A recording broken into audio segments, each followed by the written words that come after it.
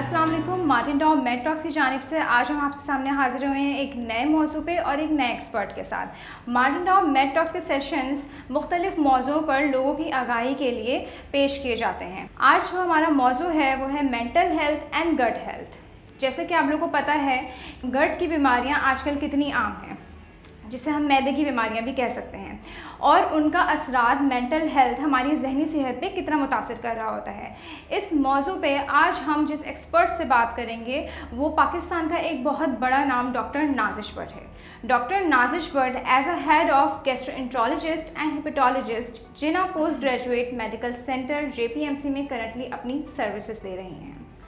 अस्सलाम वालेकुम मैडम, क्या हाल है आपके? जैसे कि हमारा मौजू है मैदे की बीमारियां और उनका जहनी सेहत पर असरात। आजकल जैसे मैदे की बीमारियां बहुत कॉमन हैं, एक तो कोरोना की वजह से भी, और फिर कुछ हालात, या फिर अगर देखा जाए तो वैसे भी लोगों का मैदा डिस्टर्ब ही रहता है, जिसकी वजह से इश्यूज रहते ही हैं। तो मेरा सबसे पहला सवाल आपसे यही है कि मैदे की बीमारियां किस हद तक जहनी सेहत में अमल दखल कर रही होती हैं और पाकिस्तान में ये शिकायत कितनी आम है? Thank you Faiza for inviting me in your programme. आपका जो क्वेश्चन है ये बहुत इम्पॉर्टेंट क्वेश्चन है आजकल के सिनेरियो में कि मैदे की बीमारियां और साथ में जहनी अमराज जो हैं वो कैसे बढ़ते जा रहे हैं और इनका आपस में क्या कोई लिंक है या नहीं है। तो ये बहुत ही इम्पॉर्टेंट चीज़ है। जैसे हम जानते हैं कि इस वक्त मैदे की बीमारियों की जो मेन वजह है वो हमारे खाने पीने के जो तरीके हैं वो चेंज हो चुके हैं। पहले हम ज़्यादातर जो हम अपने बचपन में अगर याद करें, हम ज़्यादातर होम फूड को, घर के बने हुए खाने को प्रेफर किया करते थे। लेकिन आजकल जो है ज़्यादातर बच्चे और माएँ कोशिश करती हैं कि वो ऑनलाइन ऑर्डर कर दें, या कुछ ना कुछ स्कीम्स चल रही होती हैं, बच्चे फ़ास्ट फूड ऑर्डर करके खा रहे होते हैं। तो एक तो हमारा लाइफ़स्टाइल बिल्कुल चेंज हो गया। और लास्ट ईयर से जब हम कोविड का हमें सामना रहा है, तो कोविड के बाद आपको पता है कि मेजॉरिटी लोग सीडेंट्री लाइफस्टाइल के आदी हो गए थे, सिर्फ घरों में थे, प्लेग्राउंड्स बंद थे, सब चीज़ें बंद थी, तो सिर्फ घरों में रहना और खाते पीते रहना। और जो हमारे आजकल जो फूड्स हो गए कि बहुत ज़्यादा मिर्च मसाले, मुरगन ग़िज़ाएँ, फ़ास्ट फूड, ये सब चीज़ें बढ़ती जा रही हैं। तो हमने अपना लाइफस्टाइल हेल्दी फूड से बिल्कुल जंक फूड और अनहेल्दी फूड की तरफ चेंज कर लिया है। एक तो बड़ी वजह ये है जिसमें हमारे जो है मैदे की बीमारियां बढ़ती जा रही हैं। और जहाँ तक जहनी अमराज का है वजह, तो इसमें ये है कि जैसे आपको पता है कि जहनी अमराज सिर्फ हम पाकिस्तान ही नहीं है, अगर आप पूरे ओवरऑल वर्ल्ड में देखें तो डिप्रेशन, एंजाइटी, स्ट्रेस हर चीज़ में बढ़ रही है। स्टूडेंट्स में बढ़ रही है, वालिदैन में बढ़ रही है, आम लोगों में बढ़ रही है, सब लोग इस चीज़ का शिकार हैं। ऊपर से जो हम पे कोविड पैंडेमिक का जो हमें सामना करना पड़ा, काफ़ी लोग जॉबलेस हो गए, इकॉनमी बहुत बुरी तरह से मुतासर हुई है, और इसकी वजह से इस कदर चेंजेस आई हैं कि बहुत सारे लोग इस कोविड एरा में डिप्रेशन और एंजाइटी का शिकार हो गए। तो ये सब चीज़ें कम्बिनेशन में जब मिलती हैं तो ये और भी ज़्यादा वर्स सिचुएशन बन जाती है, जिसमें पेशेंट मेंटली भी अपसेट होता है, और साथ में उसको मैदे, आंतों की बीमारियां भी मुसलसल उसके सामने होती हैं। और जो आम जो GP लेवल के जो लोग होते हैं, जनरल प्रैक्टिशनर्स, वो इतने बिज़ी होते हैं कि वो पेशेंट से उनकी कंप्लीट हिस्ट्री या उनके जो इश्यूज़ हैं वो डिस्कस भी नहीं कर पाते, और हमेशा उनको आम डायरिया की दवाएं या और चीज़ें देते रहते हैं, जिससे उनका प्रॉब्लम एग्जिस्ट ही करता है, बढ़ता जाता है, क्योर नहीं होता। बिल्कुल, ये आपने बिल्कुल सही बात कही कि एक तो हम उसको क्योर नहीं कर रहे होते सही तरीके से, और दूसरा ये कि हमारा कुछ लाइफ स्टाइल भी बहुत चेंज हो गया है, जिसकी वजह से गैस्ट्रिक इश्यूज़ हर कोई फेस कर ही रहा होता है। अच्छा, एक मेडिकल टर्म में आती है गट ब्रेन एक्सेस, या फिर गट को एज सेकंड ब्रेन भी कहा जाता है। तो हमारी ऑडियंस को इस चीज़ पे आप रोशनी डालिए और उनको इस चीज़ की अवेयरनेस बताएं कि गट ब्रेन एक्सेस क्या है, क्या गट का ब्रेन से कुछ कनेक्शन है, क्योंकि जब भी हम स्ट्रेसफुल हो रहे होते हैं तो हमारे गट की हेल्थ ऑलरेडी मुतासिर हो रही होती है। तो इस पर आप थोड़ी सी रोशनी डालें। अच्छा फ़ाइज़ा, ये एक बिल्कुल एक न्यू कॉन्सेप्ट है जो कि इमर्ज हो रहा है ब्रेन गट एक्सेस का। और अब इस तरह की बीमारियां जैसे इरिटेबल बावल सिंड्रोम है या फंक्शनल GI डिसऑर्डर्स हैं, इनको गट ब्रेन डिसऑर्डर्स और इन सब का नेम दिया जा रहा है। हमें सिर्फ यही पता है कि हमारे पास एक ब्रेन है जो कि सेंट्रल नर्वस सिस्टम है, लेकिन हमारी बॉडी में एक बहुत बड़ा सिस्टम दूसरा एग्जिस्ट करता है, वो है इंटारिक नर्वस सिस्टम, यानी कि जो हमारी मैदे आंतों को कंट्रोल करता है, इंटारिक नर्वस सिस्टम। इसके अपने बहुत सारे हार्मोन्स हैं जो लोकली रिलीज़ होते हैं और वो हमारी आंतों की मूवमेंट, मैदे की मूवमेंट, जो हम खाना खाते हैं उसकी एब्जॉर्प्शन और स्टूल फॉर्मिंग, इन सब चीज़ों में बहुत हेल्प करते हैं। इसमें एक बहुत ही इम्पॉर्टेंट हार्मोन है 5-हाइड्रोक्सीट्रिप्टामाइन, 5-HT के नेम से है।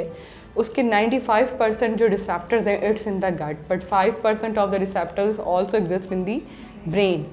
So there is a connection with the brain, with the gut. अगर आप स्ट्रेस में हैं, एंजाइटी में हैं, डिप्रेशन में हैं, तो सबसे ज़्यादा जो चीज़ मुतासर होती है वो आपके मैदा और आंतें हैं। आपने देखा होगा, एक्सपीरियंस किया होगा कि कुछ बच्चे जब एग्ज़ाम में जाके जैसे ही बैठते हैं, बच्चे क्या बल्कि एडल्ट्स भी, जब उनके कोई प्रोफेशनल एग्ज़ाम्स होते हैं या कुछ होते हैं, वो पहले ही डॉक्टर के पास आना शुरू हो जाते हैं कि मुझे डायरिया हो गया है, मुझे कॉन्स्टिपेशन है। या कुछ बच्चे होते हैं जैसे उनको पेपर मिला वो कहते हैं कि भाई हमें वॉशरूम जाना है। So this is all the stress related to the gut. जब आप बहुत खुश होते हैं तब भी आपका दिल चाहता है कि मैं खाना खाऊं। जब आप नाखुश होते हैं जब आपका दिल चाहता है नहीं खाना खाऊं। और कुछ लोग ऐसे होते हैं जिनको डिप्रेशन, एंजाइटी में बहुत ज़्यादा खाना खाने से रिलैक्सेशन हासिल होती है। So definitely there is a connection, but it has a connection between gut and mind. So we cannot ignore this connection. So mental health is directly affecting our GI और मैदे और आंतों की सेहत को directly affect करती है। Thank you so much कि आपने इतना अच्छे तरीके से इस मेडिकल टर्म को गट ब्रेन एक्सिस को डिफाइन किया और लोगों को इस चीज़ के बारे में अवेयरनेस दी। गट हमारी एक बहुत कॉमन बीमारी है मैदे की बीमारियों में से, जिसे हम गैस्ट्रोएसोफेगल रिफ्लक्स डिजीज़ भी कहते हैं, जिसे हम उर्दू में मैदे की तेज़ाबियत भी कहा जाता है। क्या इसका भी कनेक्शन जो है वो गट ब्रेन एक्सिस से जुड़ता है या ये सिर्फ और सिर्फ गट की बीमारी है? और दूसरा ये कि इसकी अलामात क्या ज़ाहिर होती हैं कि एक बंदा ये पता लगाया जाए कि मुझे तेज़ाबियत है। फॉर एग्जांपल जैसे कि बकरीद है तो उसमें हम समझते हैं कि हाँ गट हमें बहुत फेस करना पड़ता है, लेकिन कुछ लोगों को ये ड्यूरिंग द लाइफ रहता भी है तेज़ाबियत की। तो इस पर आप थोड़ी सी रोशनी डालिए कि ये क्या है और इसकी अलामात क्या होती है। देखिए, जैसे फ़ायज़ा आपने बताया गैस्ट्रोएसोफेजियल रिफ्लक्स डिजीज़, जैसे नाम से ही ज़ाहिर है कि स्टमक के जो कंटेंट्स हैं वो आपके ईसोफेगस में आए हैं। उसके अंदर फूड भी शामिल है, उसके अंदर फ्लूइड भी शामिल है, उसमें गैस्ट्रिक जूसेस जो स्टमक में मौजूद होते हैं वो भी शामिल हैं, एसिड जो होता है स्टमक में मौजूद वो भी शामिल है। जब वो ईसोफेगस के अंदर आते हैं तो उनसे कहते हैं गैस्ट्रोएसोफेजियल रिफ्लक्स डिजीज़। इसके जो कॉमनली जो कॉजेज़ हैं वो ये हैं कि जो निकोटीन का इस्तेमाल करना, लाइक टू मच स्मोकिंग करना, गुटखा खाना और ये सारे फॉर्म में पान, च्यूइंग टोबैको और सब चीज़ें जो हैं they all lead to increase reflux. इन चीज़ों को इस्तेमाल करने से तेज़ाबियत जो है सीने में आना बढ़ जाती है। दूसरा जो है ओबेसिटी, जो लोग ओबेस होते हैं उनके अंदर भी रिफ्लक्स बढ़ जाता है। प्रेगनेंसी के अंदर रिफ्लक्स बढ़ जाता है क्योंकि एब्डोमेन डिस्टेंड हो जाता है और स्टमक पुश होता है, तो ये रिफ्लक्स बढ़ जाता है। फिर कुछ कंडीशंस मेडिकली इससे होती हैं, लाइक हाइटल हर्निया एक टर्म यूज़ की जाती है जिसमें ग़िज़ा की नाली मैदे में जहाँ ओपन होती है वो जगह लूज़ हो जाती है। तो जिन लोगों को हाइटल हर्निया बन जाता है किसी भी वजह से, ओबेसिटी की वजह से, प्रेगनेंसी की वजह से, वेट लिफ्टिंग की वजह से, या जिनके डायफ्राम के मसल्स कमज़ोर होते हैं, उनको रिफ्लक्स की बीमारी ज़्यादा हो जाती है। जहाँ तक ब्रेन और उसका ताल्लुक़ है, ये भी देखा गया है कि जैसे जब लोग बहुत ज़्यादा स्ट्रेस में होते हैं या टेंशन में होते हैं तो ये देखा गया है कि उनके स्टमक में एसिड की प्रोडक्शन ज़्यादा हो जाती है। और यूजुअली आपने हमारी अगर सोसाइटी में आप देखें तो जैसे आप लोगों से पूछते हैं कि भाई आप सिगरेट क्यों पीते हैं, तो वो कहते हैं हमें स्ट्रेस बहुत ज़्यादा है। और इवन अल्कोहल से भर जाती है। अल्कोहल का भी कुछ लोग ये कहते हैं कि मैं स्ट्रेसफुल होता हूँ, मुझे नींद नहीं आती, मैं अल्कोहल ले लेता हूँ। तो ये सब वो फैक्टर्स हैं जो कि गैस्ट्रोएसोफेजियल रिफ्लक्स डिजीज़ को बढ़ा देते हैं। तो addiction, mental stress, lifestyle, all effects the gastroesophageal reflux disease. Thank you so much कि आपने इस चीज़ पर थोड़ी हमें आगाही दी। गट से रिलेटेड ही मैं एक कोविड से रिलेट करूँगी इसको कि कोविड में जो अभी एक नया वेरिएंट आया है दैट इज़ डेल्टा वेरिएंट, और उसमें ये बताया गया है या कुछ लोग कह रहे हैं कि उसमें एक सिम्टम है डायरिया या फिर GERD। डायरिया और GERD क्या ये कोविड के पेशेंट्स में आती है इश्यूज़ या फिर ये एक मिथ है? फ़ायज़ा, ये आपका बहुत अच्छा और इम्पॉर्टेंट क्वेश्चन है। ये मिथ बिल्कुल भी नहीं है। डेल्टा वेरिएंट के अलावा भी जब पहले भी जो हमारे पास कोविड वेरिएंट था उसमें भी देखा गया था कि पेशेंट्स बेसिकली वायरस आपके किसी एक ऑर्गन को तो अटैक नहीं कर रहा ना, वो आपकी पूरी जो बॉडी है, पूरे ऑर्गन है, सब पे अटैक कर रहा है, पूरे सिस्टम को अटैक कर रहा है। So it can effect any organ, it can effect liver, it can effect stomach, intestine, everything. तो उसमें ये है कि वो इंटेस्टीन के जो चैनल्स होते हैं जो एब्जॉर्प्शन करते हैं वो थोड़े लीकी हो जाते हैं, that's why it leads to diarrhoea. ये तो ड्यूरिंग दी इन्फेक्शन है कि जब कोविड हुआ वो होता है। इसके अलावा देखा गया है कि पोस्ट कोविड होने के बाद भी पेशेंट्स को GI सिम्टम्स हैं, लाइक उनको ब्लोटिंग हो रही है, पेट फूल रहा है, एसिडिटी हो रही है, खाना खाने को दिल नहीं चाह रहा, नॉजिया फीलिंग हो रही है। तो पोस्ट कोविड भी उनको ये सिम्टम्स हैं। अब इन सिम्टम्स की वजह भी थोड़ा सा एंजाइटी और डिप्रेशन का फैक्टर भी है कि कोविड से रिकवर होने के बाद भी पेशेंट्स में एंजाइटी है। और इसके अलावा एक और जो चीज़ मैंने नोटिस करी है कि पाकिस्तान में लोगों ने कोविड के दौरान, जिनको जब कोविड हुआ है तो उन्होंने बहुत ही अजीब व गरीब चीज़ें इस्तेमाल करी हैं। जैसे आपको पता होगा कि एक सना मक्खी एक जड़ी बूटी होती है, उसको लोगों ने इंतहाई इस्तेमाल किया है। मैं हैरान हो रही थी कि वो शॉर्ट हो गई मार्केट में। अब सना मक्खी बेसिकली शुरू से इस्तेमाल की जाती है कॉन्स्टिपेशन के लिए, कब्ज़ के लिए हकीम उसको देते हैं लोगों को।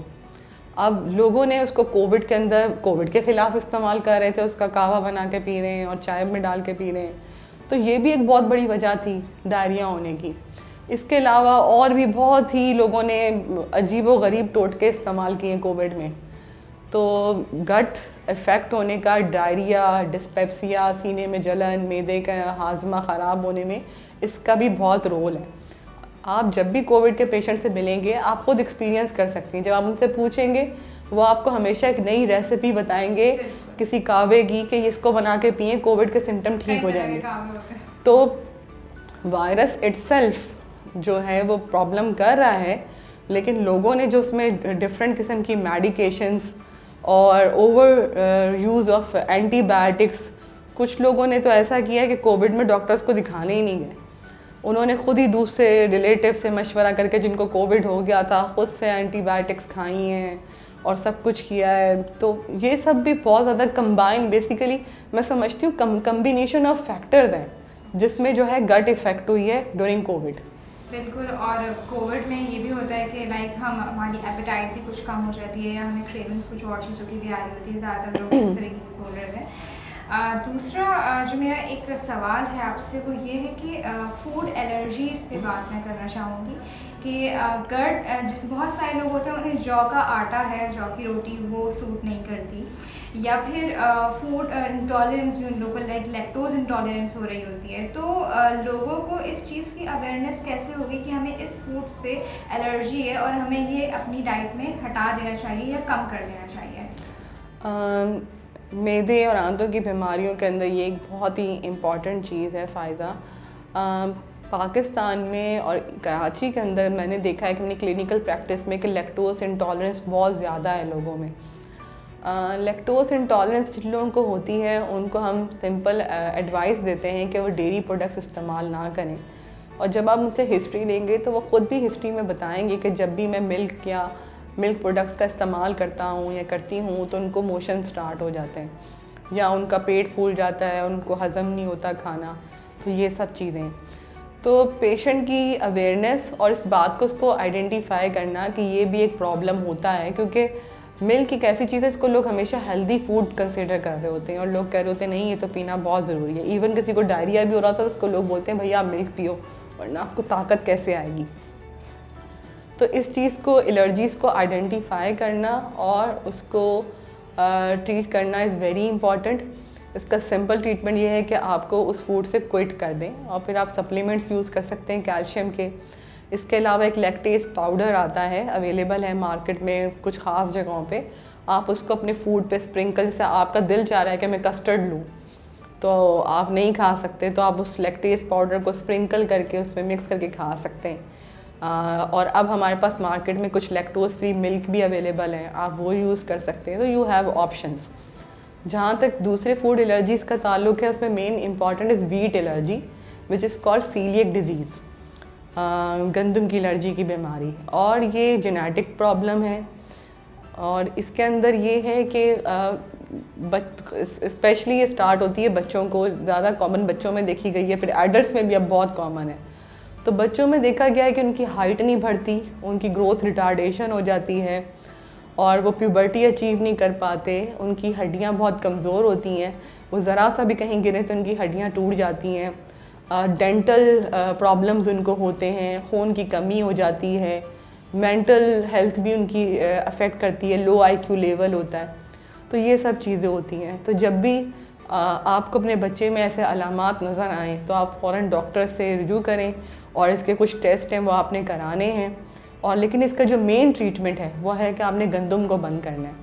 अब पाकिस्तान में, पाकिस्तान, इंडिया और साउथ एशिया में हमारा मेन स्टेपल फूड ही रोटी है। हम रोटी खाते हैं और रोटी छोड़ना हमें बहुत मुश्किल लगती है।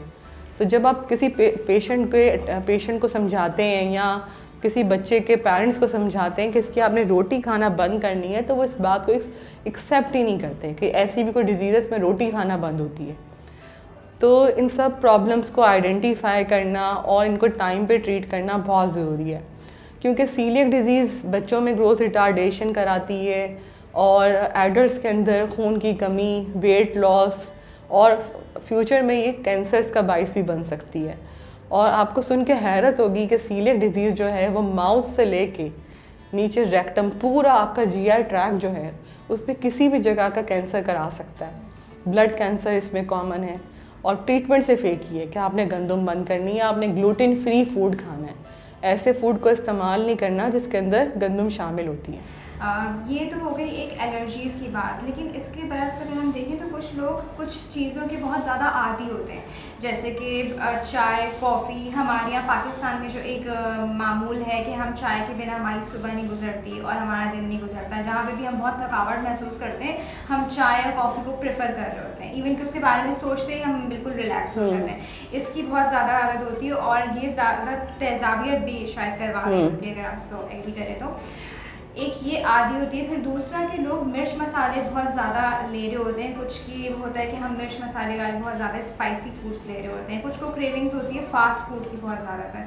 तो ये क्रेविंग या ये एडिक्शन जो उनको एक चीज़ से लग जाती है, उसको तर्क ये किस तरह से कर सकते हैं, या फिर उसके मुतबादिल में कौन सी ऐसी चीज़ें लें जो उनकी इस क्रेविंग को या इस एडिक्शन को कम कर दें? फ़ायज़ा, आपका ये बहुत ही अच्छा क्वेश्चन है। पेशेंट्स भी आके इसके बारे में काफ़ी बोलते हैं। अच्छा, एक तो मैं आप लोगों का एक कॉन्सेप्ट क्लियर करूँ कि चाय इट्सेल्फ इतनी डेंजरस नहीं है। अगर आप उसको देखें, हर चीज़ का यूज़ और मिसयूज़ के फ़र्क होते हैं। अगर आप दिन में 2 कप्स ऑफ टी या 2 कप्स ऑफ कॉफ़ी ले रहे हैं तो इट्स नॉट हार्मफुल। आपको पता है कि चाय के अंदर आपके एंटीऑक्सीडेंट्स होते हैं and coffee is very good for the liver, specially fatty liver, जिगर में चर्बी के लिए black coffee is very good. लेकिन it depends on the quantity. अगर आप सारा दिन बैठ के कॉफ़ी पी रहे हैं तो इट विल बी हार्मफुल, ये आपके लिए नुकसानदेह होगी। तो आपने क्वांटिटी को खुद से एस्टिमेट करना। 2 cups is good, 5 you can take 2 cups of tea, 2 cups of green tea और 2 कप्स ऑफ कॉफ़ी या डे, ब्लैक कॉफ़ी स्पेशली, तो वो आपके लिए हार्मफुल नहीं है।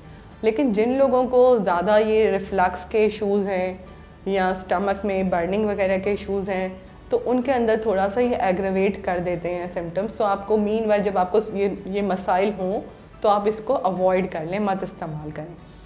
और मिर्च मसालों की बात है तो अगेन मैं आपसे यही कहूँगी कि मिर्च मसाले हमें खाने में फ्लेवर के लिए डालने, उसका भी हमें मिसयूज़ नहीं करना चाहिए। कि बहुत ज़्यादा मसाले डालना भी जो है वो उसकी कोई सेंस नहीं बनता कि आप बहुत ज़्यादा मसाले डाल के यूज़ कर रहे हैं। आपने फ्लेवर के लिए डाल लें तो उसको आप कम क्वांटिटी में इस्तेमाल करें, क्योंकि अब हम जैसे जो साउथ एशियंस हैं, जो हमारे क्यूज़ीन है, वो बगैर मसालों के पॉसिबल नहीं है। मसालों के बगैर हम ज़िंदा भी नहीं रह सकते। हम सब जो है निहारी कौरमा और बिरयानी खाने के आदी हैं, लेकिन वही बात है, असूल जो है कि मसालों का, ऑयल का, इन सब चीज़ों का मिसयूज़ नहीं करना चाहिए कि आपके खाने ऐसे ना हो जो ऑयल से भरे हुए हों, आपके खानों में मिर्च मसाले बहुत ज़्यादा हों।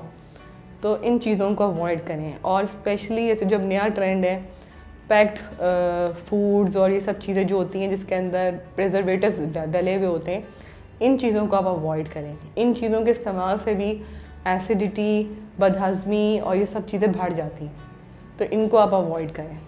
एज अ गैस्ट्रोएंट्रोलॉजिस्ट आप क्या गट हेल्थ और मेंटल हेल्थ को तनासुब में रखने के लिए, एक बैलेंस क्रिएट करने के लिए क्या आपकी राय मशवरा होगा, उस पर आप रोशनी डाल के हमारी ऑडियंस को थोड़ा सा इस पर आगाही। फ़ायदा देखो, सबसे पहले तो आपकी लाइफस्टाइल मॉडिफिकेशन है। अगर आप एक्सरसाइज नहीं करते तो आप एक्सरसाइज करना स्टार्ट करें। एक्सरसाइज करना बहुत ज़रूरी है। अच्छा, क्या होता है कि पेशेंट आपके पास आते हैं, कुछ पेशेंट तो नॉर्मल BMI के होते हैं, मतलब ज़्यादा उनका वज़न नहीं होता। आप उनसे बोलो कि भाई आप ज़रूर एक्सरसाइज करें, कहते मेरा तो वज़न नॉर्मल है, मैं क्यों एक्सरसाइज करूं। तो ऐसी बात नहीं है कि एक्सरसाइज सिर्फ जो है ओबीस या मोटे लोगों के लिए ज़रूरी है। एक्सरसाइज सबके लिए ज़रूरी है, चाहे वो बच्चे हों या किसी भी उम्र के हों, सबको एक्सरसाइज करनी चाहिए। सेडेंटरी लाइफस्टाइल नहीं अपनाना चाहिए। दूसरा ये कि जो बेवरेजेस हैं, एडिक्शंस हैं, इनको मैक्सिमम हमें अपनी लाइफ से में से क्विट कर देना चाहिए, इनको नहीं इस्तेमाल करना चाहिए। और अगेन जो बताया है कि खानों के अंदर कोशिश करें कि आप अपने घर में फूड बना के खाएं। आप बहुत ज़्यादा होटलिंग, फास्ट फूड या जो ऑर्डर करके आजकल डिलीवरी बस मंगवा लेते हैं हर वक्त, पिज़्ज़ा, बर्गर, इन सब चीज़ों को अवॉइड करें। एक्सरसाइज करने से आपका डिप्रेशन भी कम होता है, एंजाइटी भी कम होती है और आपका खाना भी अच्छा डाइजेस्ट होता है। आपको कॉन्स्टिपेशन और ये सब डायरिया के इश्यूज सॉल्व होते हैं। एडिक्शंस छोड़ने में भी ये है। लेकिन अगर आप देख रहे हैं कि एक पेशेंट है जिसको परसिस्टेंट एंजाइटी और डिप्रेशन का मसला है, तो उसके अंदर फिर उसको मेडिकेशंस लेने की भी ज़रूरत है फॉर एंजाइटी एंड डिप्रेशन। और हमने देखा है कि काफ़ी पेशेंट आते हैं जिनको डॉक्टर्स डायरिया, कॉन्स्टिपेशन, एसिडिटी, सब चीज़ों के लिए ट्रीट कर रहे होते हैं, लेकिन उसके बावजूद भी उनके सिम्टम्स इम्प्रूव नहीं होते। तो ऐसे पेशेंट्स में डॉक्टर्स को चाहिए कि उनको एंजियोलाइटिक और एंटी डिप्रेशन ड्रग ज़रूर शामिल करें, ताकि उनकी डिप्रेशन और एंजाइटी जब उनकी रिलीव होती है तो उनकी जो गट के सिम्टम्स हैं वो भी बहुत इम्प्रूव हो जाते हैं। बहुत शुक्रिया मैम कि आज आपने अपने एक बहुत वैल्यूबल टाइम निकाला और हमारे पास आके इस मौजू पे हमारी ऑडियंस को इस चीज़ की अवेयरनेस दिलाई कि गट हेल्थ और मेंटल हेल्थ को किस तरीके से तनासुब रखा जाए और हम क्या कर सकते हैं एक हेल्दी लाइफस्टाइल अपनाने के लिए। थैंक यू फाइज़ा एंड मार्टिन डॉ। मार्टिन डॉ के इस एपिसोड में इतना ही। मार्टिन डॉ मेड टॉक्स के नए सेशन में हम एक नए मौजू और एक नए एक्सपर्ट के साथ आपके सामने दोबारा हाजिर होंगे। टिल देन, सी यू, अल्लाह हाफ़िज़।